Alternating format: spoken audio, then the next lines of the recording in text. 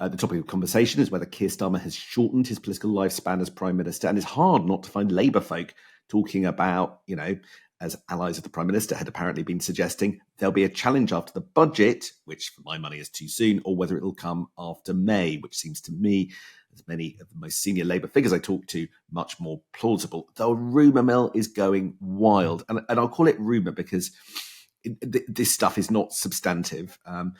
Is Morgan McSweeney actually helping Shabana Mahmood? She denies she's plotting for the leadership. How soon could Angela Rayner make a comeback? Some of her allies think it could be as soon as May. And one name I keep hearing, Anne, about a plausible replacement for Keir Starmer? That's a familiar figure, Ed Miliband.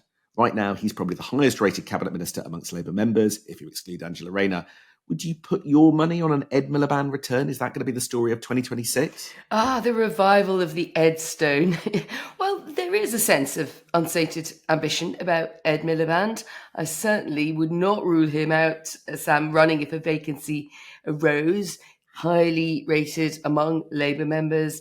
Green issues, he's stuck to his guns on that. If the direction of travel is to build a big left of centre tent and move away from trying to appeal across the centre ground to the right, or the right of centre in the sort of classic Blair-like way. But you do come back to a couple of fundamental things that apply.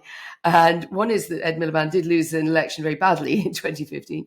Two is that it would clearly be such a change of direction that it's hard to see it not taking Labour on the road to an early general election. Nigel Farage is not wrong about that. He has his own reasons for saying all the time there's going to be an election as soon as 2027 or even earlier. But I think in this scenario, you have to go to the country pretty quickly. And also, is Ed Miliband really the right figure to save the red wall as well as those progressive urban green-leaning folk? Look, one of the reasons I think we're talking about Ed Miliband is that because the soft left doesn't really have a candidate at the moment, should there be a leadership contest. The Labour right, well, it's got Wes Streeting and Shabana Mahmood.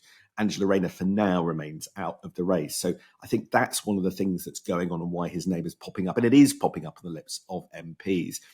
But the fact that it's popping up on the lips of MPs for all the reasons that you just succinctly outlined, is actually a factor that could keep Keir Starmer in place because he's popular amongst Labour members, is old Ed. And so it's a non-negligible chance that should he want to run, he could win.